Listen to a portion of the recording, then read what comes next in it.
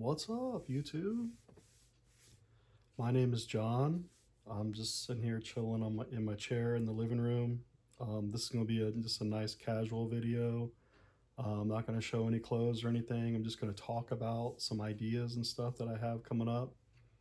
Um, I'm a part-time reseller.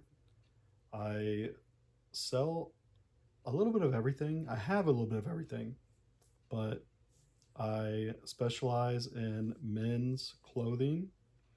And then I'm even niching down a little further into the Y2K, and then my favorite being like the surf and skate um, part of the Y2K.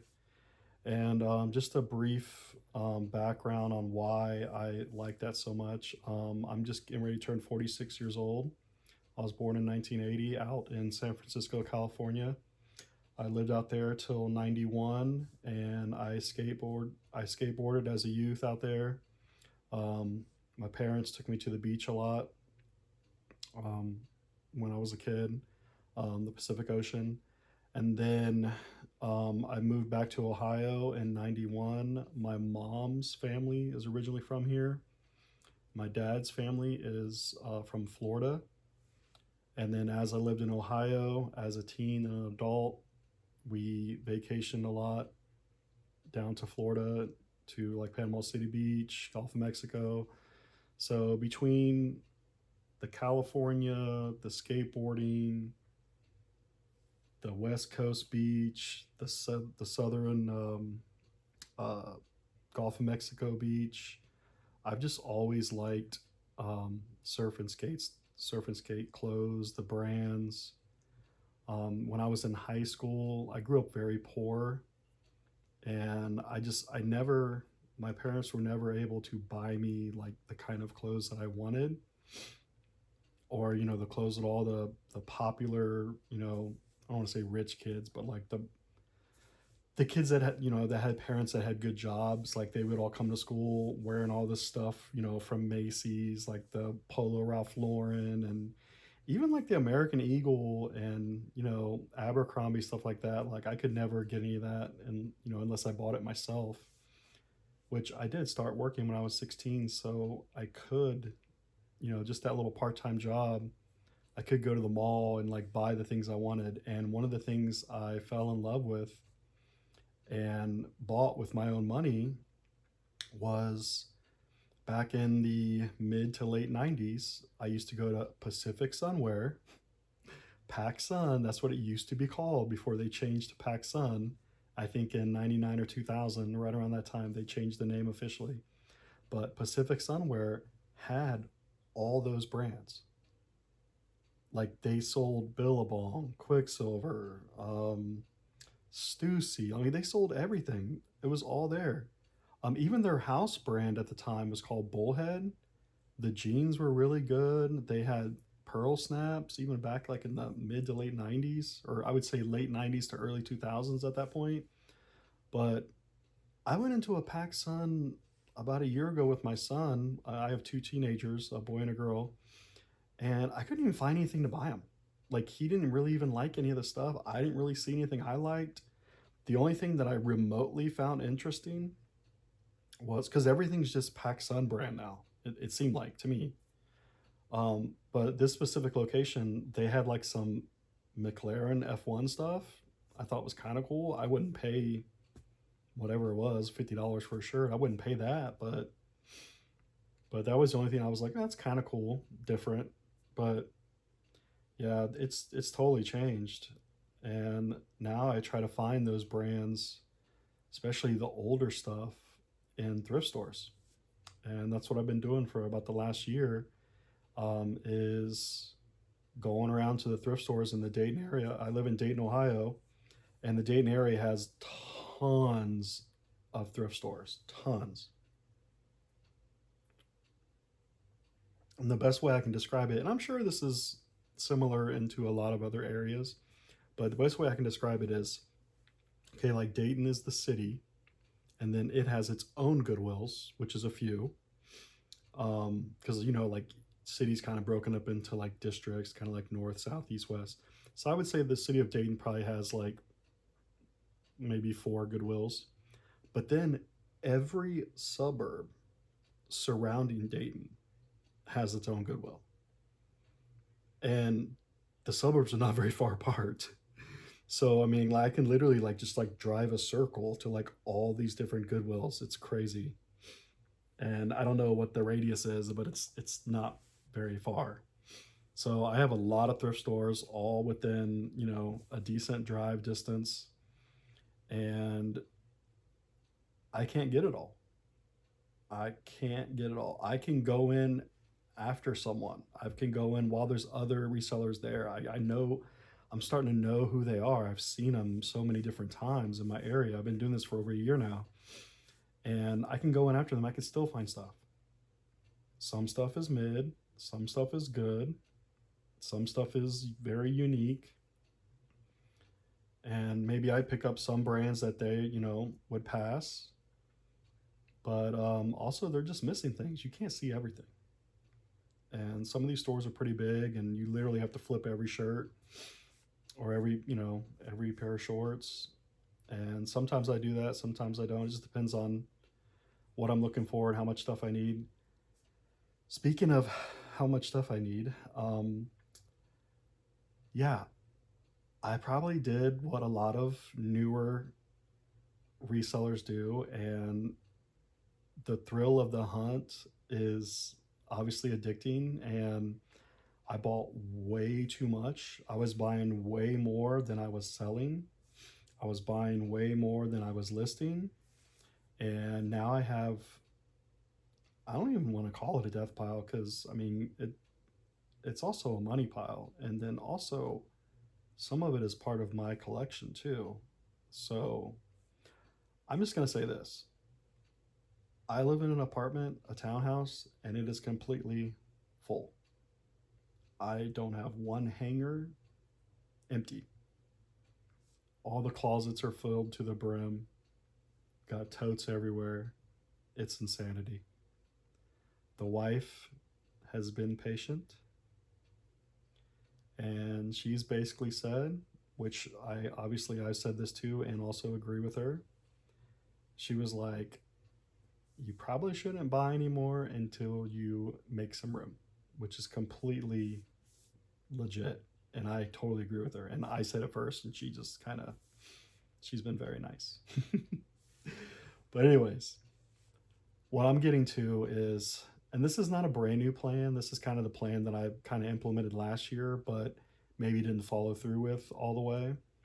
But I'm basically have a 3-prong attack on the Deathpile.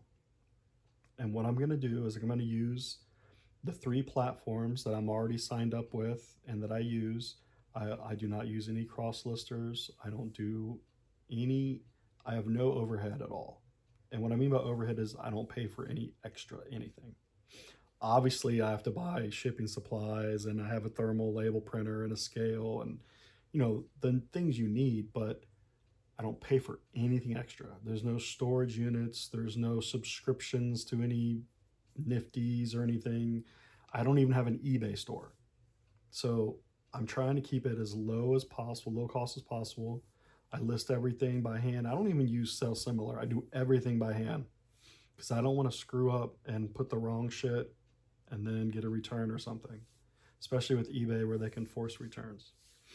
So I'm going to start with eBay. I'm a top seller on eBay. I have 100% feedback. I take it very serious.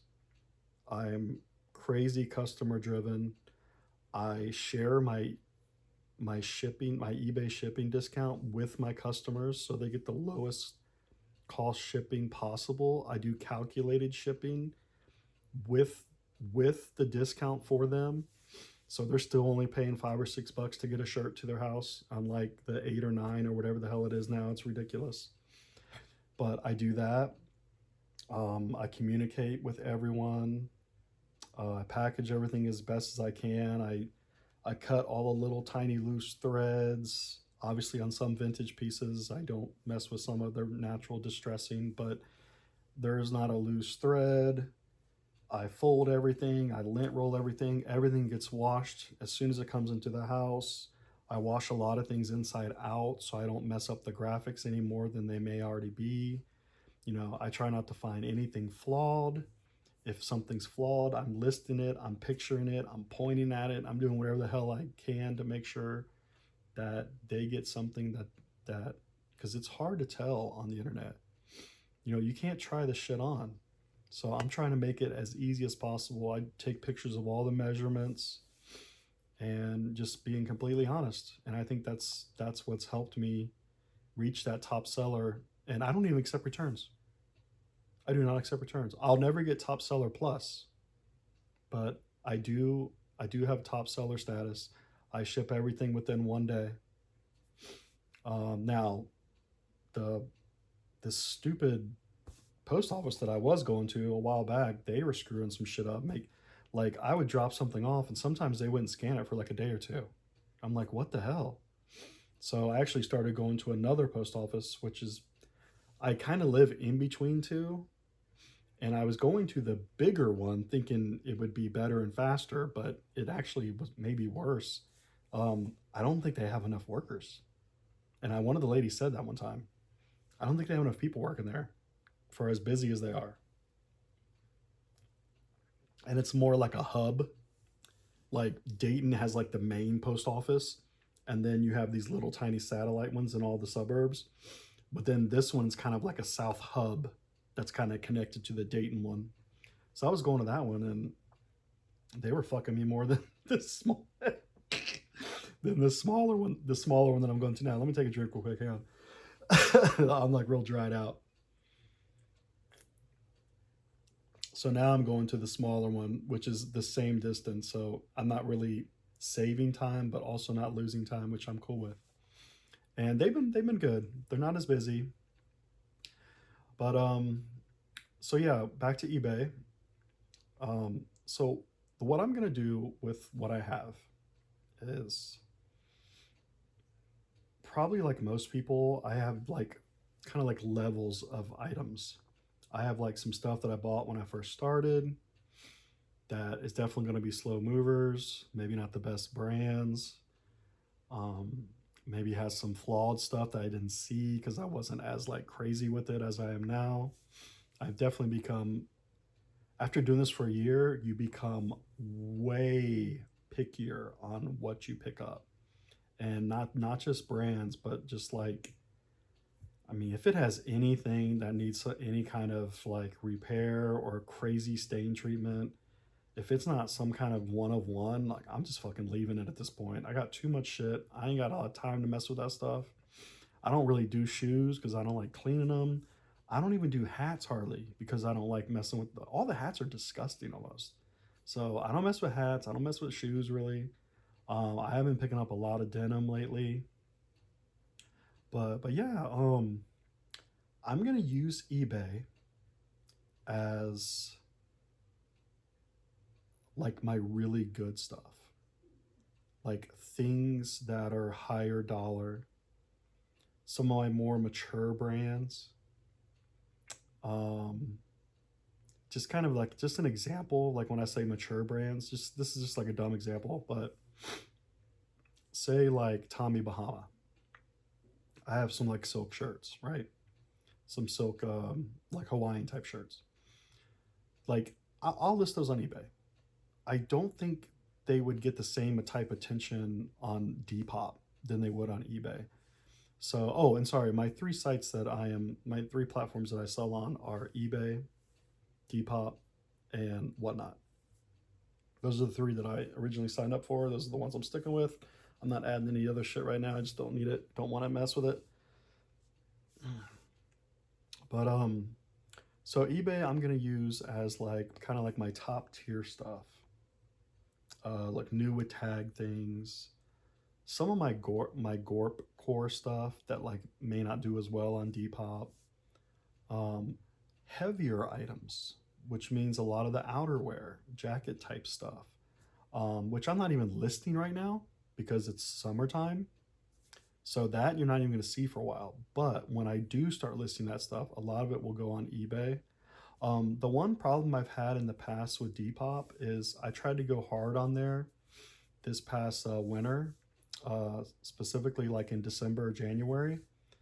And I listed like tons of hoodies. And I sold I averaged about one sale a day with a couple hundred listings. And but the problem was I had multiple people message me complaining about the shipping being too high.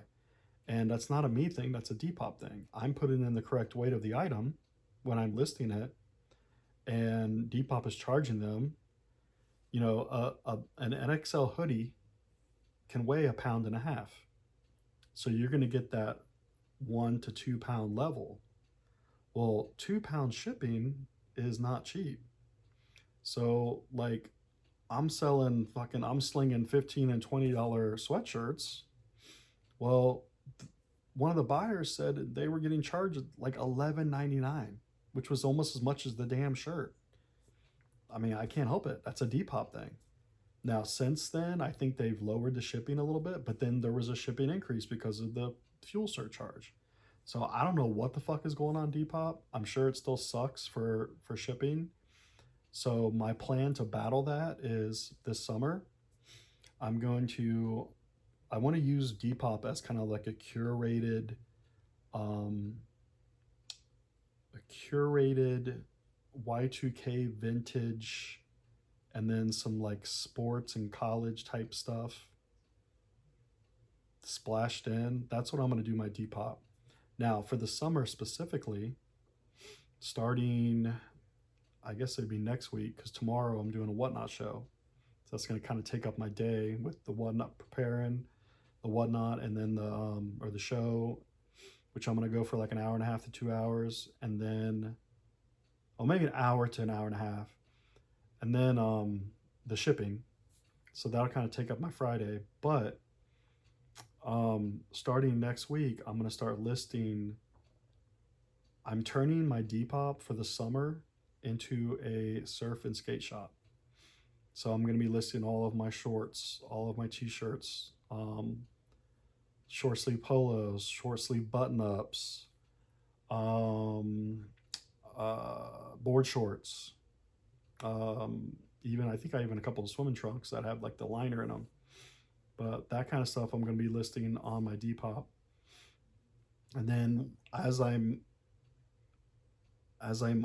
unearthing these things out of the death pile, I'll kind of be separating them, and I'll do some videos too. I'm going to do preview videos. I'm going to do a preview video at least once a week, showing you like what I'm putting on Depop, maybe what I'm putting on eBay. So I'll be kind of separating things. Some things will be listed on eBay, some things will be listed on Depop, depending on the item and depending on kind of what I want for it, how much it weighs, the brand. And then Whatnot, I'm just trying to make some damn room. So right now I'm starting off Whatnot very cautious because I know things are going to go for what I list them for. I just had a t-shirt sale last week, $3 t-shirts. They all went for $3. I sold 10 of them to 3 different buyers. One person bought 5, one person bought 4, and one person bought 1. And I made, after fees, not much, $22 maybe. So I'm getting $2 a shirt, probably breaking even on the shirts. And that's kind of the plan, I think, at first, is to kind of just break even. And I know it sounds crazy. I know someone's going to comment something like, it doesn't make sense. It's not a waste. It's a waste of time. But with Whatnot, obviously, look at my YouTube subs. There's not very many. I do not have any kind of social media presence, really. I'm going to work on that. I'm going to be posting a lot more. I'm going to be posting at least one preview video a week of what I'm going to be listing. And then I'm going to start sprinkling in some shorts on just like some cool finds that I've found. Maybe some cool Y2K vintage stuff. I'll just do some shorts. May even do some fits. I might put some of my stuff on and do a little short. I don't know, old man in some baggy shit. Be kind of fun. So yeah, I'll be doing that stuff on my YouTube. So if you're new or if you're just seeing this, subscribe. I'm actually going to be posting.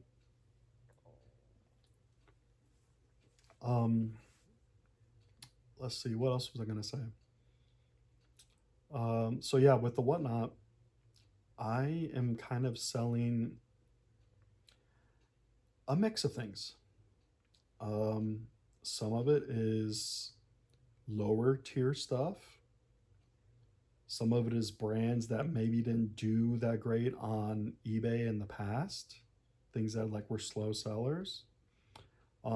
Some things maybe a little more flawed than Depop and eBay like the customers like. And obviously I would, if I sell a flawed item on Whatnot, I'm making sure I describe everything so they know what they're getting. But yeah, with Whatnot, I'm being very cautious in the beginning. Once I build it up more and my buyers gain more trust in me and I gain more trust of them, and get some regulars and maybe build some kind of following and just have like a tribe, just have like some peeps that like the same style I do. Because when I think about it, like the things that I've been buying were not much different than basically like a personal shopper. Like we're not much different than a stylist. I mean, we're not. Like we're going to the like okay, I'm gonna just think of it in Whatnot terms. Like I'm going to the thrift store. I'm already filtering out a ton of bullshit and then bringing the non-bullshit onto Whatnot. And then who's buying from me is the filtering it even one more time. So, and I don't want to bring all like low tier brands all the time to Whatnot. That's not the plan. The plan is to start out kind of safe, still give good deals. And when I say low tier, like I mean I'm selling like Columbia and like it's name brand stuff, Eddie Bauer, Nike. I'm trying to think of some of the t-shirts I had a lot of like I had like anime t-shirts, grunt style, Under Armour. Like I mean it's name brand stuff. It's just like not like top tier. So there's different levels, right?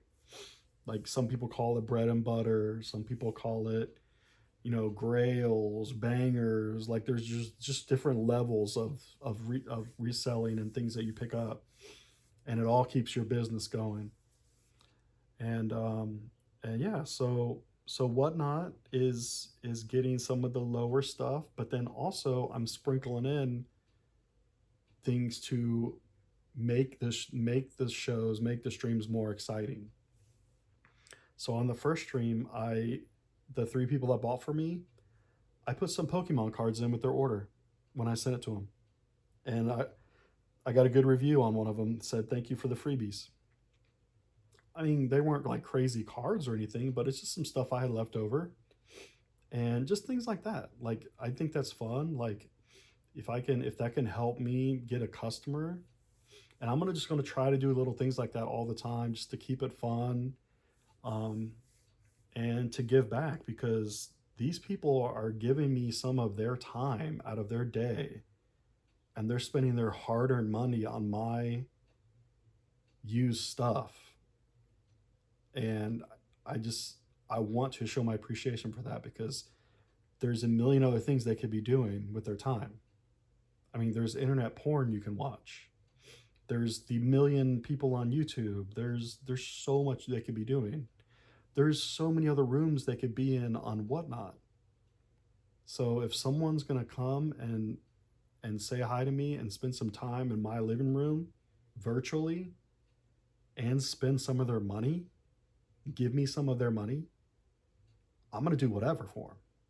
Like I want that customer to come back. So if I have to give stuff at cost, if I have to give them free stuff, I'm willing to do it because I want to build that. So, and I have all these dreams, and it's just I haven't put in all the work yet. So, like all these aspirations of having a successful YouTube, having a successful reselling business, maybe even someday going full time. Right now, I'm kind of on a 5 year plan where I know it sounds like a long time, but in 5 years, my kids will be 18 or over, and I'll be done with child support.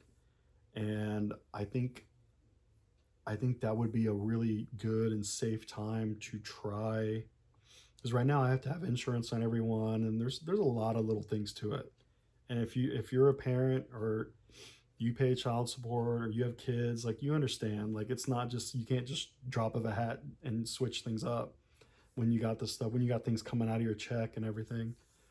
So I think in 5 years, like, I really want to try to give this like a full-time try and see if I can do this. And I think now is when I got to really put in the work to build towards that. Like, I want to build up the YouTube. I want to get some more subscribers. I want people excited about me, uploading. I want people to be like, "Whoa, where did you find that? That's insane." I want that. And I want to share that with people. And also, with Whatnot, like, I would love to be able to start things at $1. But right now, like, I don't really want to start things below like $5 because it just doesn't make sense to. Like, even at $5, I'm, after fees, like, I'm barely. Yeah, I think at $5 I'm breaking even. Because realistically, I'm not bringing things that I paid over $5 for. Those things are going to go on Depop and on eBay for now. But I would love for the Whatnot to build to where I can provide crazy, unique 20-year-old shirts that you can't just go out and buy. Like, things that are like conversation starters. Like, someone's going to see them and be like, "Where'd you get that?" And for them to be like, "Oh, there's this dude on Whatnot every Friday. He sells this stuff. He goes and finds it and sells it." I just think that would be crazy. All right, I'll see you guys next week.